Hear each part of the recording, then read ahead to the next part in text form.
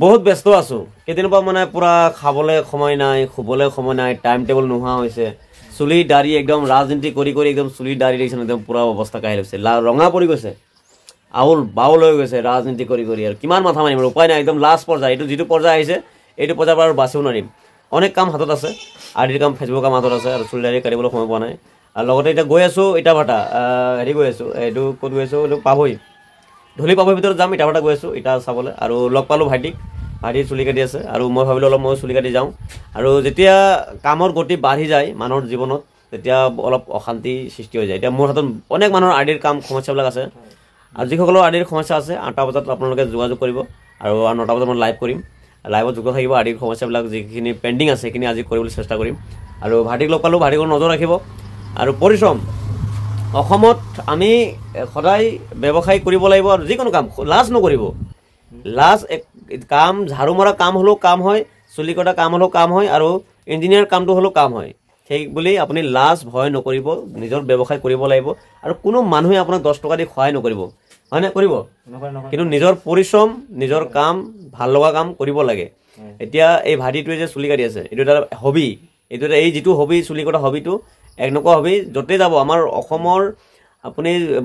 যদি আমেৰিকাতো যায় তাতো আপুনি পইচা নোহোৱাকৈ ঘূৰিব পাৰিব কাৰণ আপুনি চুলি কাটিব জানে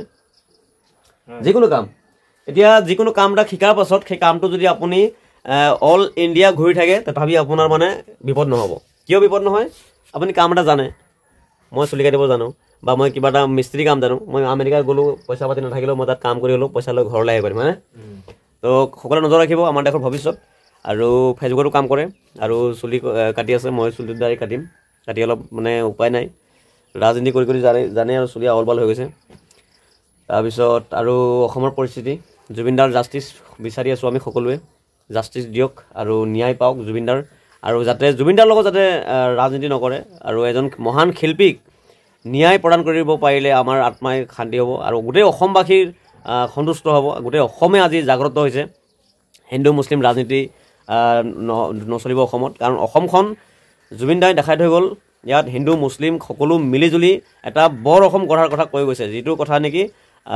শেষ পৰ্যায়লৈকে সেইটোৱে কৈ আছিলে আৰু সেইটো আমি সকলোৱে মানিব লাগিব গতিকে সকলোকে অভিনন্দন থাকিল সকলোকে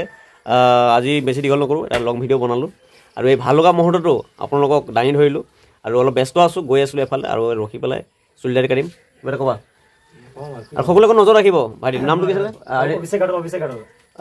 পেজৰ নামটো কি আছিলে পেজৰ নামটো তোমাৰ আইডি নামটো ফেচবুক অভিষেক ঘাটোৱাল অলপ নজৰ ৰাখিব কাটিং চাটিং হেয়াৰ কাটিং আছে বেষ্ট অফ লাক